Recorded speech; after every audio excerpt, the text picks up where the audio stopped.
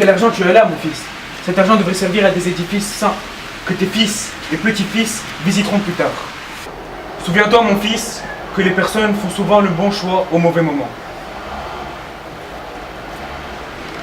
Le phénomène d'attraction reliant hommes et jeux existe depuis la nuit des temps. Des hauts machines à sous, en passant par les paris hippiques et sportifs, loterie, casino, blackjack, roulette et bien évidemment, le poker. Ces jeux tirent leurs racines de l'Antiquité. En effet, de la Grèce antique passant par les Romains, à la France de Napoléon ou encore à l'Angleterre élisabéthaine, l'histoire est riche en exploits basés sur les jeux de hasard. De plus, les plus grands mangeurs de sous prennent de plus en plus d'ampleur dans notre monde.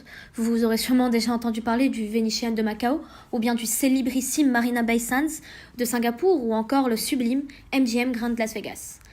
Alors, vous me direz que ces salons ont des charmes envoûtants, certes. Cependant, ce cadre majestueux ne sera pas au rendez-vous aujourd'hui. Mesdames et messieurs, soyez les bienvenus. Aujourd'hui, nous voyageons et notre destination est...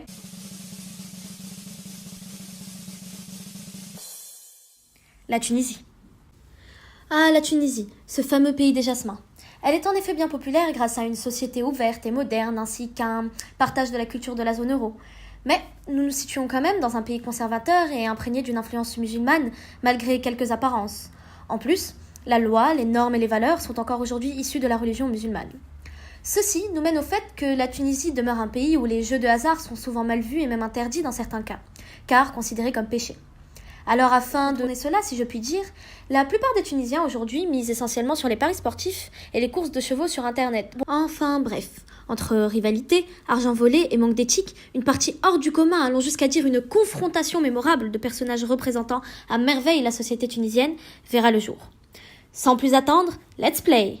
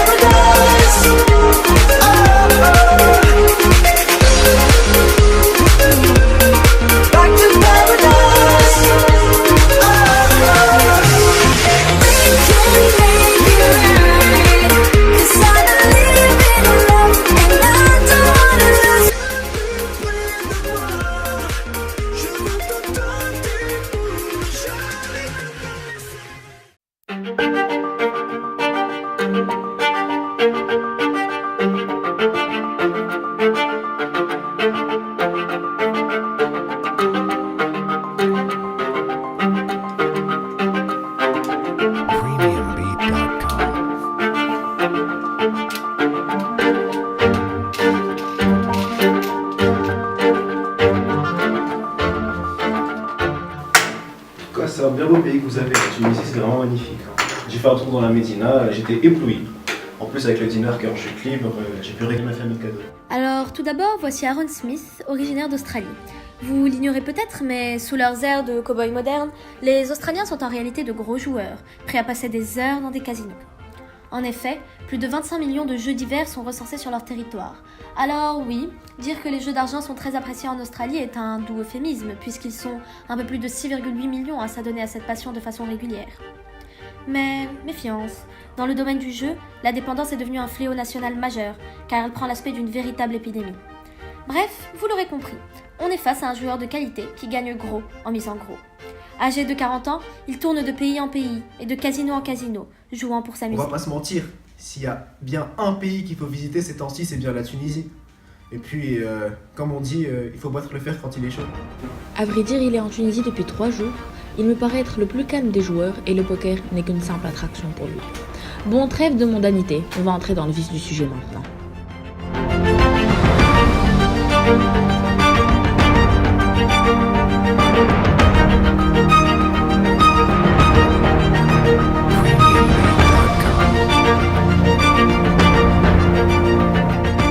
Voici le ministre des Finances depuis plus d'1 an.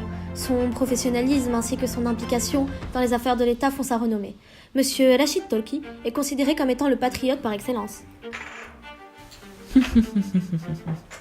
Bien beau toute cette mascarade sur l'implication pour quelqu'un qui mise les caisses de l'État chaque semaine sur une table de poker. Dites-moi, peut-on être patriote tout en transgressant les lois formelles de notre pays concernant les jeux de hasard ? Vous le savez bien que c'est interdit, monsieur le ministre, allons. De toute façon, il n'est pas le seul hypocrite à cette table. J'ai remarqué quelque chose. Les casinos se font rares ou inexistants en Tunisie, alors que c'est assez paradoxal parce qu'apparemment vous aimez bien le jeu, en passant par les classes modestes ou les plus aisées. Bienvenue en Tunisie. On s'est battu pour notre liberté et nos droits. Mais jeter quelque chose sur une table ou tourner une roulette n'est jamais complètement proscrit en Tunisie. Lui, c'est Brahim Ammar, employé de banque, 2 enfants. Bon, arrondir ses fins de mois n'est pas toujours évident pour lui, d'où sa présence. Le jeu reste la meilleure solution pour subvenir aux besoins de sa famille. Donc, revenons à cette discussion. L'étranger dit vrai.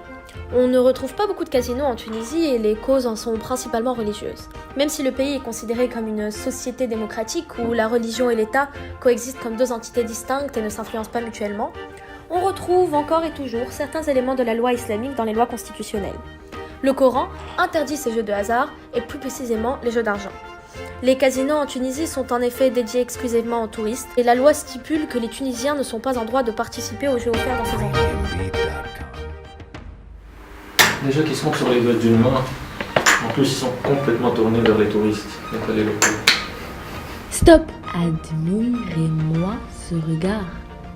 Et vous n'avez encore rien vu. La preuve, c'est qu'il n'y en a que dans les villes touristiques. C'est bien dommage, mais bon, on fait avec, on essaie de jouer comme on peut. On arrive même à faire des parties clandestines, hein. C'est que notre cher État ne nous fait pas faire.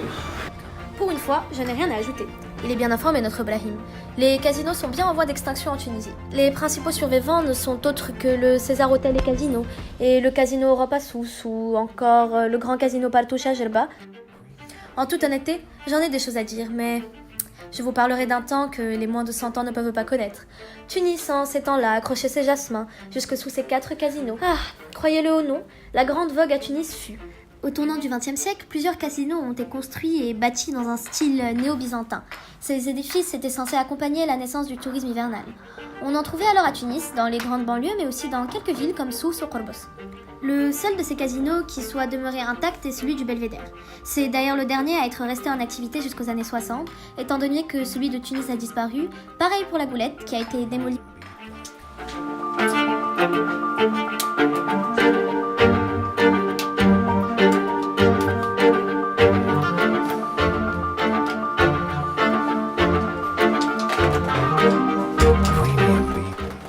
Vous savez, je pense que la Tunisie a quand même un avenir pour le jeu. Parce que d'après ce que j'ai compris, ça reste un pays laïque. D'ailleurs, est-ce que je pourrais avoir un whisky s'il vous plaît?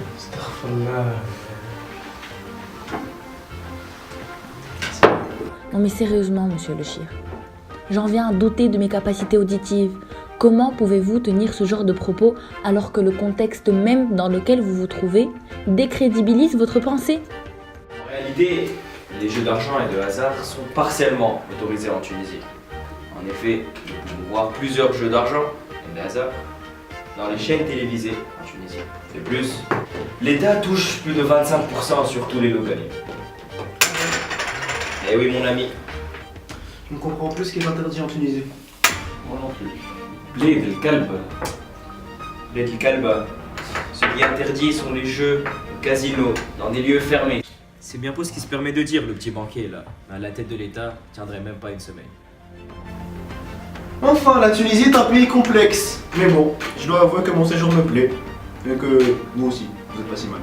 Donc attendez, si j'ai bien compris, ce que vous faites, c'est illégal. Et vous, c'est contre la religion. Alors, les jeux de hasard sont interdits dans les casinos pour les Tunisiens, mais ils sont autorisés à y jouer ouvertement à la télévision. Et dans ce cas-là, l'État y gagne. Bon, ça y est, vous m'avez perdu. Vous avez des pronostics pour le derby d'aujourd'hui? Promosport. Buntu. J'ai rempli la feuille de Promosport ce matin, en chemin. Lui, c'est Mehdi Boudan. Il a 25 ans, il fait partie d'une classe sociale moyenne à pauvre et joue quotidiennement et à tout type de jeux de hasard, et plus particulièrement ceux qui impliquent de l'argent. Je sais. Vous vous êtes sûrement demandé qui est cet individu dont la langue semble avoir disparu depuis le début de la partie. Alors ce dernier est ce que l'on peut appeler un véritable addict au jeu. Comme pour chaque accro, les jeux au début étaient une sorte d'activité récréative qui est devenue petit à petit une possible source de gains juteux et faciles. Pourtant, tout a commencé avec un simple SMS pour participer à Lille comme Lac, il me semble. Puis, il a commencé à s'intéresser aux jeux en ligne. Et grâce aux réseaux sociaux et à l'instar d'Internet, Mehdi en a fait tout un business lucratif à ses heures perdues de chômeur. C'est quoi le promo sport Non, c'est juste des jeux de paris sportifs. Mais bon, entre nous, Promosport, c'est un petit peu dépassé, quoi. Bon, tout ça, c'est la même chose, mais en ligne. Alors que la société tunisienne des jeux Promosport propose de jouer dans des points de vente physiques, les sites de paris sportifs en ligne, comme Bunto 1x2, proposent un produit bien plus adapté à l'époque. On peut parier sur tout et tout de suite. Ah, donc les jeux en ligne sont autorisés. Non, que les paris sportifs dirigés par les institutions sous la tutelle de l'État. Après, les casinos, genre les jeux en ligne, sont interdits. Pour le coup, là, il n'a pas totalement tort. Il y a bien une interdiction totale des plateformes de jeux en ligne opérant et offrant leurs services sur le sol tunisien, qu'elles ciblent les touristes ou les locaux. Cependant, les réglementations légales ne sont pas totalement appliquées et les jeux en ligne persistent. Donc, avez-vous gagné cette semaine? J'ai gagné une partie de poker en ligne avec des Tunisiens et un Brésilien, mais c'était pas ouf. Une somme très modeste, quoi.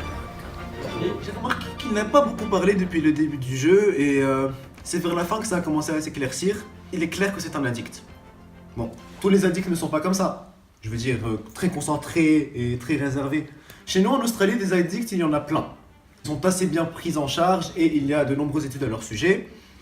Mais je dois avouer qu'en Tunisie, je ne sais pas trop comment ça se passe, étant donné le contraste entre la loi, politique, la religion, c'est assez confus. Je joue de hasard et j'y joue principalement avec de l'argent.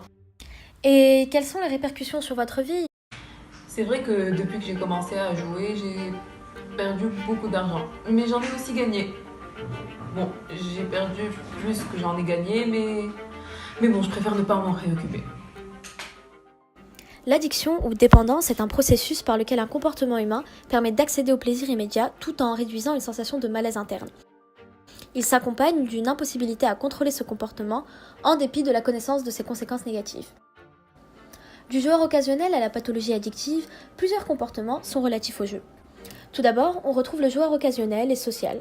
C'est un usage occasionnel des jeux et festif. Le joueur dit social peut être dépendant, mais ce n'est pas pour ça qu'il en souffre, c'est une pratique de loisir. On retrouve également le joueur professionnel. Le jeu est un usage professionnel, l'intérêt est lucratif ou intellectuel. Il n'y a pas de dépendance au comportement lui-même, même si le jeu prend de l'importance dans la vie du sujet. Donc les dépendants ou addicts. La personne dépendante est dans l'impossibilité de résister aux impulsions vers le jeu. En plus de cette dépendance, le jeu devient le centre de la vie au détriment d'autres aspirations. Nous évoquons bien sûr le plaisir car les addictions comportementales telles que le jeu pathologique font appel aux mêmes stimuli que la prise de substances psychoactives sur le cerveau de l'individu dépendant. Il y a sensation de plaisir et soulagement. La mémorisation est la simple anticipation mentale de l'expérience, de son contexte, de son environnement ou des personnes liées à cette pratique, stimule les neurones impliqués dans le système de récompense. C'est un ensemble de structures cérébrales qui est activé lorsque nous éprouvons du plaisir, tel que le gain d'argent. Les cellules nerveuses impliquées dans la dépendance constituent le circuit de la récompense. Il existe 4 centres principaux liés au circuit de la récompense. Tout d'abord, l'aire tegmentale ventrale, puis le noyau accumbens, enfin le cortex préfrontal et l'amygdale. Ainsi, lorsqu'une incitation à l'action pour satisfaire un besoin est déclenchée, une voie liée au plaisir est stimulée. Il s'agit de ce qu'on appelle le Medial Forebrain Bundle, MFB. Ce circuit se situe entre l'aire tegmentale ventrale et le noyau accumbens. Les neurones y communiquent entre eux en s'envoyant des informations à travers l'aire de jonction, la synapse. Un flux déclenche alors la production de dopamine, un messager chimique, par l'aire tegmentale ventrale pour stimuler le noyau accumbens qui conclut l'action par un sentiment de satisfaction. Donc, plus ce circuit est stimulé et plus on en devient dépendant.